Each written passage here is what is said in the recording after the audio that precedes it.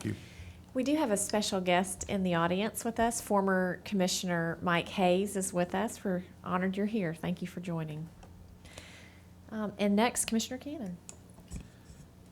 Mine has nothing to do with harvest, but in this proclamation, excuse me, we've gone to great detail for the black bear season dates, and we actually call out the dates.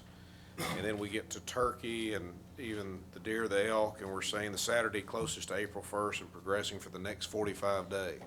Is there any reason why we just don't make it simple and say what the dates are?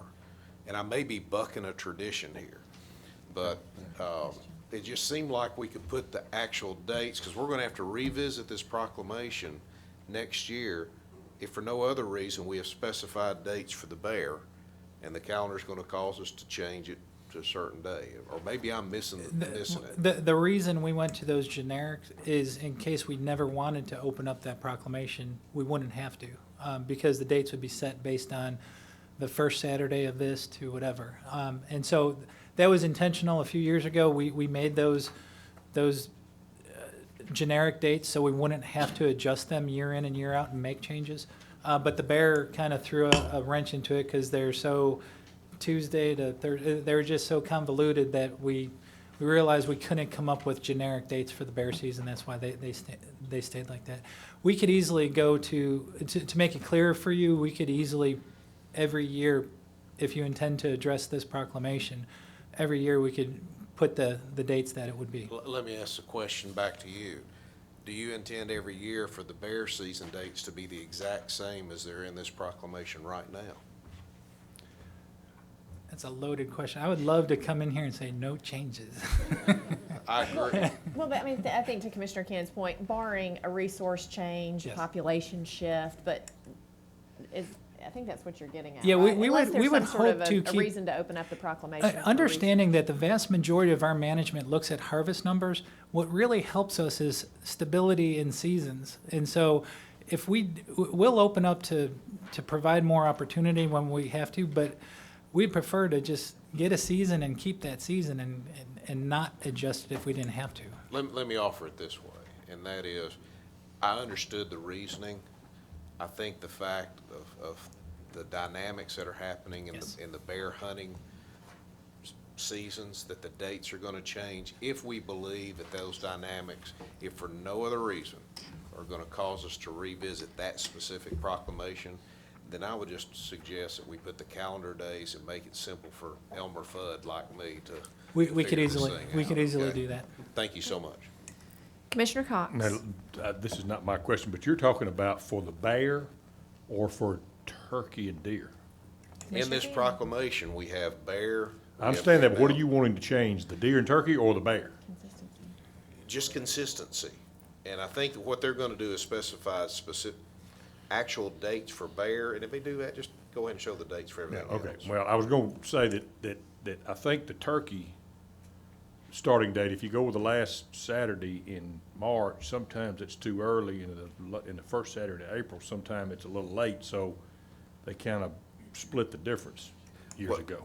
What I'm thinking, Commissioner Cox, is this, and I'm, forgive me for taking so much time.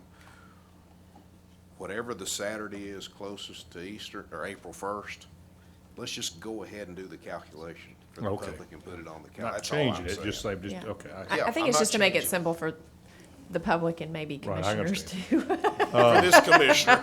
Yeah, I have a question. The turkey population in those three counties that have fallen off, those counties, relatively speaking, still have very strong populations. It's just decreased and you're just being overly cautious. Is that correct?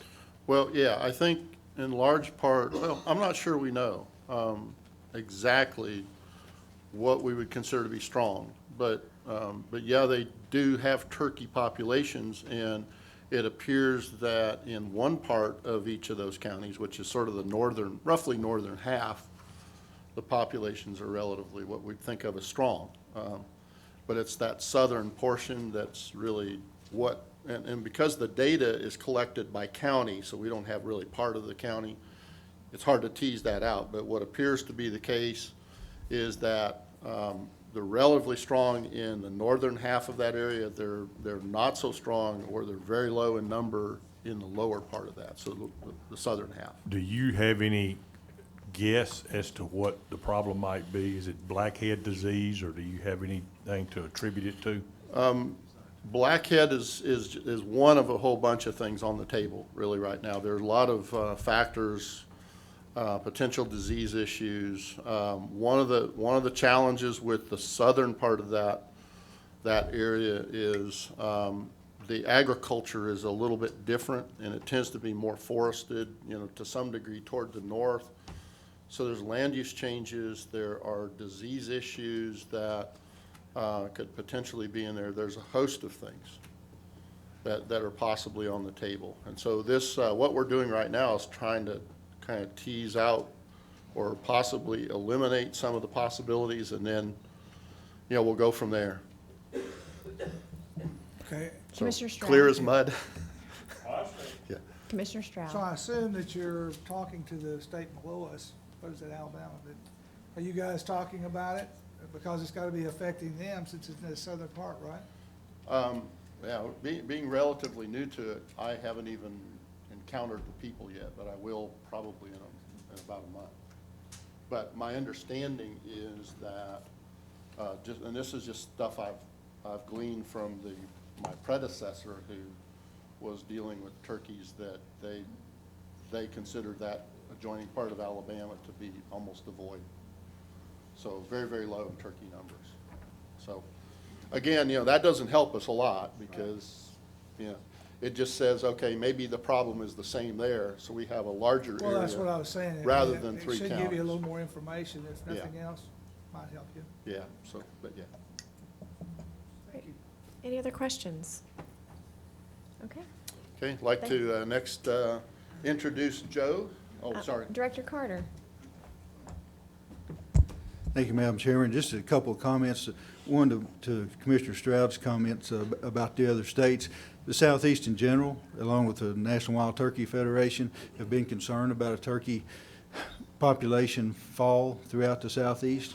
And we're participating as a part of a Southeastern study as well, which would encompass obviously all the southern states that are around us. And there's really a lot of speculation, but because nobody really can put a handle on it, we are looking at the other states as well.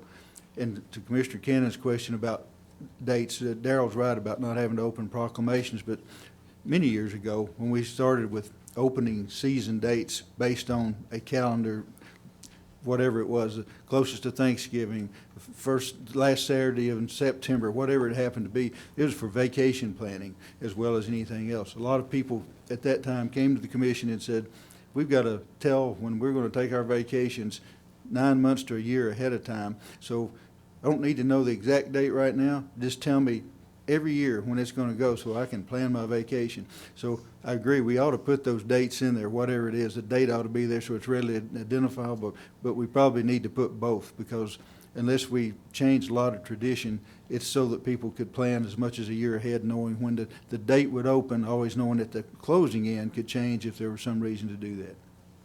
Commissioner Cannon. And I appreciate it, and please let me be clear on this. We're about to look at the Dove Proclamation. It is set up exactly this way. On the certain day it begins, and we don't need to put the dates in that one, but one where we think we have to put in dates, and the next year it may change. If it's just one of those that there's a high probability we're going to have to revisit it for whatever reason, I just thought it'd make it easier on the public. I'm going to trust your all's judgment as to how to best handle that. I would do both, actually, just to make it clear. Thank you. Great. Now, I'll introduce Joe Benedict, who's going to talk to you about the doves. Mr. Benedict, welcome. Thank you. It's good to be back.